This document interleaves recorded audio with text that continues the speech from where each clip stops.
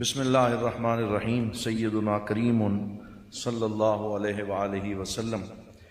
اللہم علمنا بما ينفعنا وانفعنا بما علمتنا وزدنا علما برحمتک یا ارحم الراحمین۔ معزز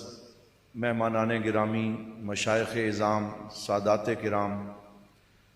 اور علماء کرام اور حضرت ضیاء الامت رحمۃ اللہ تعالی علیہ سے محبت رکھنے والے بہت سے اہل محبت اور ارباب علم و دانش یہاں پہ جلوہ فرما ہیں۔ میں اپنی جانب سے الکرم فرینڈز راولپنڈی کے تمام احباب کو یہ خوبصورت بزم سجانے پر دل کی اتھا گہرائیوں سے مبارکباد پیش کرتا ہوں، اور ہر سال ہی ماشاءاللہ جب عرس پاک کا یہ وقت قریب آتا ہے تو الکرم فرینڈز راولپنڈی میں بہت باوقار طریقے سے ضیاء الامت سیمینار منعقد کرتے ہیں، جس کی آواز پوری دنیا میں پہنچتی ہے، اور یہ کوئی شک نہیں ہے کہ جو ٹیم ہماری الکرم فرینڈز راولپنڈی کی ہے، ان کی محنت، ڈیڈیکیشن، ان کا ٹیم ورک، وہ سارا نظر آتا ہے کہ آپ اپنا تعارف ہوا بہار کی ہے، تو اللہ رب العزت ان کی ان کاوشوں کو اپنی بارگاہ میں شرف قبولیت عطا فرمائے۔ دوسری بات، کیونکہ میں بیرہ شریف سے ابھی حاضر ہوا تو حضور دیوان کریم زید مجدہ کی طرف سے عرس پاک کی دعوت پہلے بھی علامہ اشرف چشتی صاحب نے پیش کی، تو میں بھی اپنی طرف سے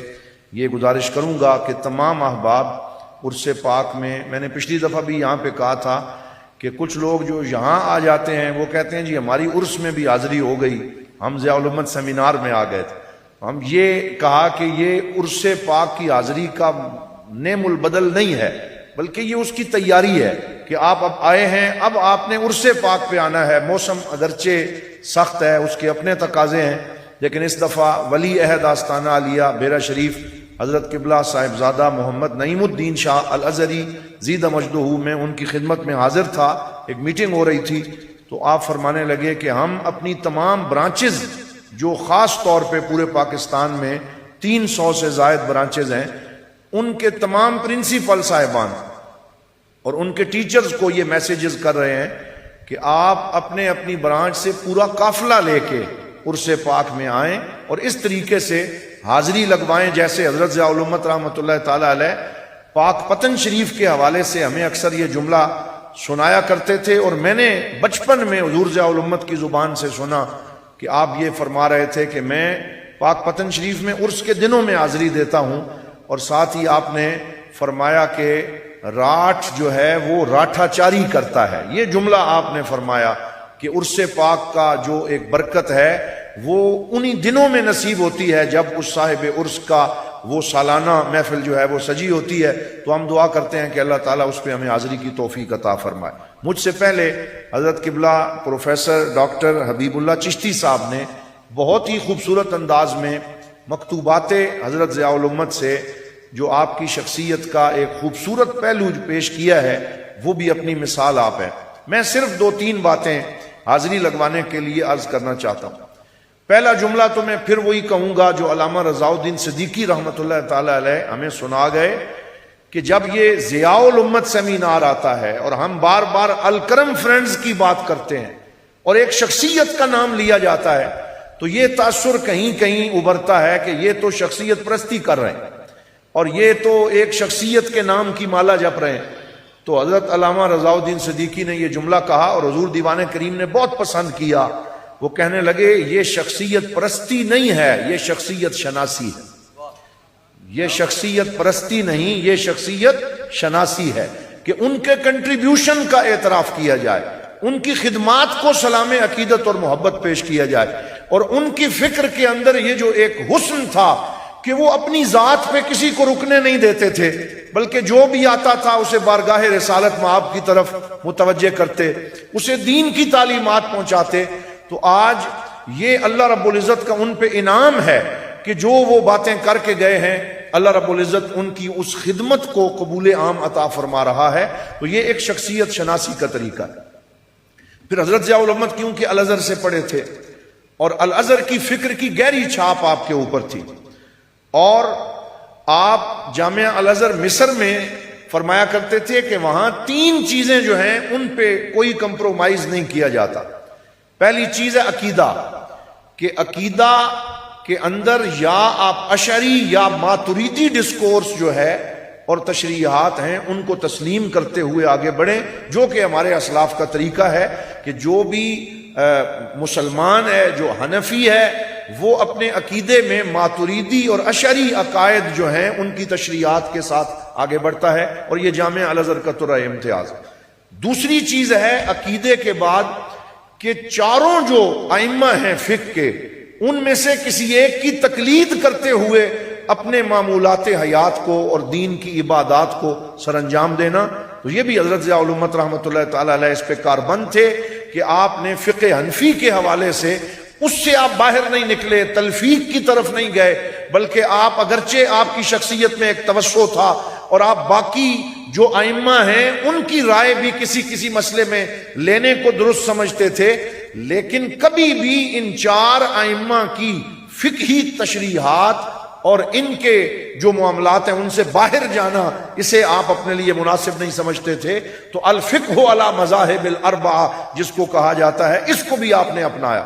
اور عقیدے اور فقہ کے بعد تیسرے نمبر پہ تصوف، اور تصوف میں جنیدی مسلک کو اختیار کرنا، اور حضرت سید الطائفہ سیدنا جنید بغدادی رحمت اللہ تعالی علیہ نے جس طرح تصوف کو قرآن و سنت کی روشنی میں جو ہے اس کو اختیار کیا، تو حضرت ضیاء الامت رحمت اللہ تعالی علیہ کے تصوف میں ہمیں وہ جنیدی رنگ غالب نظر آتا ہے کہ جس میں قرآن و سنت سے ایک یکسر منہ انحراف نہیں ہے، بلکہ وہ ایسا تصوف ہے جس میں کوئی مبالغہ نہیں ہے، جس میں اعتدال ہے، جس میں میانہ روی ہے، جس میں سرکار دو عالم صلی اللہ علیہ وآلہ وسلم کی سنتوں پہ پوری طرح عمل کا جذبہ ہے۔ آج میں آتے ہوئے پڑھ رہا تھا، ایک مصر کے بہت بڑے صوفی بزرگ ہیں، اور جس سن میں حضور ضیاء الامت کا وصال ہوا پاکستان میں 1998 میں، اسی سن میں قاہرہ میں ان کا وصال ہوا۔ تو حضرت ضیاء الامت کے مکمل معاصر تھے شیخ امام شیخ رائد الطریقہ المحمدیہ ذکی الدین ان کا نام تھا۔ تو انہوں نے اس کے اوپر ایک قصیدہ لکھا کہ اصل تصوف کیا ہے، تو مجھے تو اس قصیدے میں پوری حضرت ضیاء الامت کی تصویر نظر آتی ہے۔ انہوں نے لکھا لیس التصوف رقص الراقصین ولا طبل وزمر وتسخاب وتہییج، کہ تصوف جو ہے یہ رقص کرنے والوں کے رقص کا نام نہیں ہے، یہ ڈھول بجانے کا نام نہیں ہے، یہ شور و غوغا کرنے کا نام نہیں ہے، ولا هو الذکر بالالفاظ ساذجۃ، اور نہ ہی یہ خاص انداز میں کھڑے ہو کے یا جھوم کے ذکر کرنے کا نام ہے، محرفات ولا ساق وتشنیج،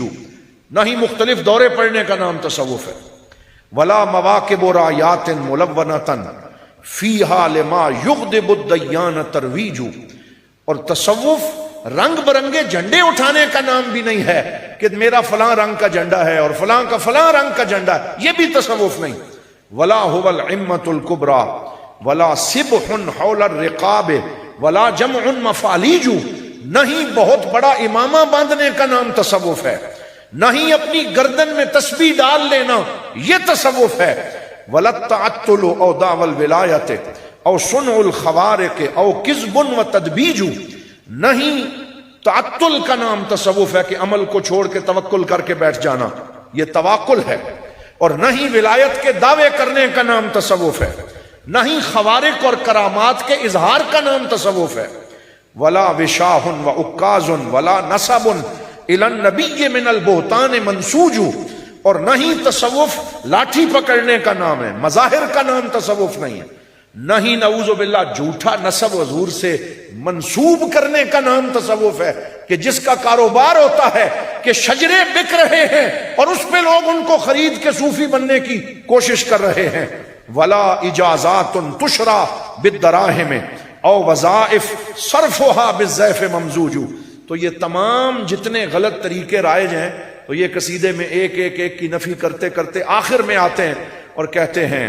ان التصوف فقہ الدین قاطبۃ، کہ تصوف پورے دین کو سمجھنے کا نام ہے، تصوف پورے دین کو سمجھنے کا نام ہے، هو الکتاب وما جاء النبی بہ یہ قرآن پہ عمل کا نام ہے، یہ سنت کے ساتھ تمسک کا نام ہے۔ وَكُلُّ شَيْءٍ سِوَى هَذَا فَمَحْجُوجُ، اور اس کے علاوہ جو کچھ بھی ہے اس کو رد کر دیا جائے گا۔ إِنَّ التَّصَوُّفَ سِرُّ اللَّهِ يَمْنَحُهُ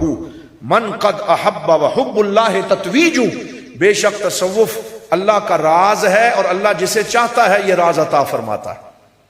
تو یہ حضرت ضیاء الامت رحمۃ اللہ تعالی علیہ کی شخصیت کا ایک خاکہ ہے کہ آپ نے تصوف میں بھی اس رنگ کو اختیار کیا جو جنیدی رنگ ہے، جس میں حضرت جنید بغدادی کا یہ قول ہمیں نظر آتا ہے، کوئی ہوا میں اڑ کے دکھائے، کوئی پانی میں چل کے دکھائے، کوئی جتنی مرضی ہے شعبدے بازیاں کرے، لیکن اگر وہ سرکار دو عالم صلی اللہ علیہ وسلم کی سنت پہ کار بند نہیں ہے تو اس کی ان تمام چیزوں کو دیوار پہ دے مارو، اس کی کوئی حیثیت نہیں ہے۔ وہی صحیح صوفی ہے جو سنت مطہرہ پہ عمل کرنے والا ہے، جو قرآن حکیم کی خدمت کرنے والا ہے۔ حضرت ضیاء الامت رحمۃ اللہ تعالی علیہ نے قرآن و سنت کی بنیادوں پہ تصوف اسلامی کی خدمت کی ہے اور اس کو استوار کیا ہے۔ یہاں ایک اور بات کا میں اضافہ کرنا چاہوں گا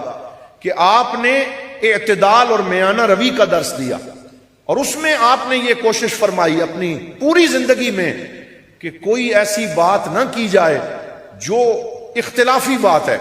بلکہ اختلافات سے بچتے ہوئے کسی ایسے مسئلے کو نہیں چھیڑا جو فروعی مسئلہ ہے جس سے فتنہ پیدا ہو سکتا ہے، بلکہ ہمیشہ وہ بات کی جو امت کی مین سٹریم کی نمائندگی کرتی ہے، اور کبھی بھی ضعیف اقوال جو ہیں ان کو آپ نے نہ لکھا ہے نہ بولا ہے، اور یہ کوشش فرمائی ہے کہ کوئی ایسا فتنہ پیدا نہ ہو۔ آج ہم دیکھتے ہیں کہ تصوف کے نام پہ جو لوگ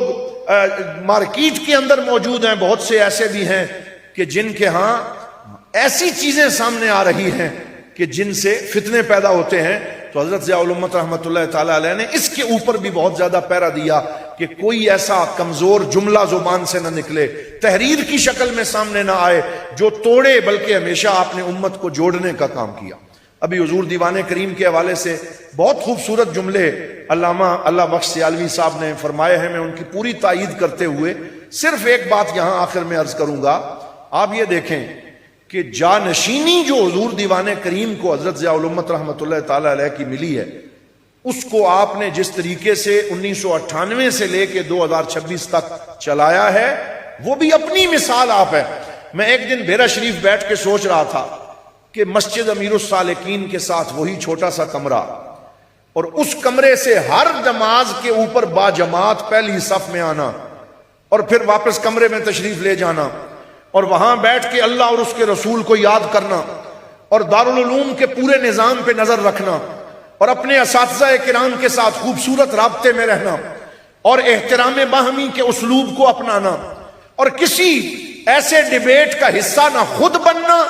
نہ اپنے متعلقین کو بننے دینا جو معاشرے کے اندر فتنے پیدا کرتے ہیں۔ یہ کتنے ہمارے پچھلے سالوں کے اندر مسائل بنے، کبھی حضور دیوان کریم نے ہمیں کسی ایسی بات میں نہیں جانے دیا، بلکہ آپ نے فرمایا بس خاموشی سے دین کا جو کام ہے وہ بنیادوں میں رہ کے کرتے رہو، ہم نے دین کا کام کرنا ہے، ہم نے اور کسی سیاست میں اور کسی ایسی چیز کا حصہ نہیں بننا۔ اور پھر اس کے ساتھ ساتھ ہم متبادل رویے دیکھ رہے ہیں کہ بہت سے سارے پیر خانے ہمارے لیے قابل احترام ہیں، لیکن یہ تو دیکھا جائے گا کہ وہ خانقاہیں جہاں پہ دین کا کام ہو رہا ہے، جہاں مدارس چل رہے ہیں، جہاں دین کے طلباء تیار ہو رہے ہیں، جہاں قال اللہ و قال الرسول کی صدائے دل نواز بلند ہو رہی ہے، یہ وہ خانقاہیں ہیں جو اس نبوی فریضے کو سر انجام دے رہے ہیں جو العلماء ورثۃ الانبیاء کے تحت ان کے ذمہ لگا۔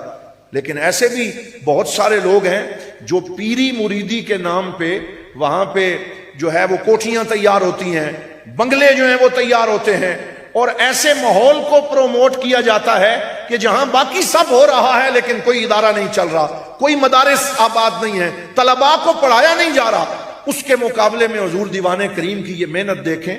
کہ خود وہ ایک کمرے میں بیٹھ کر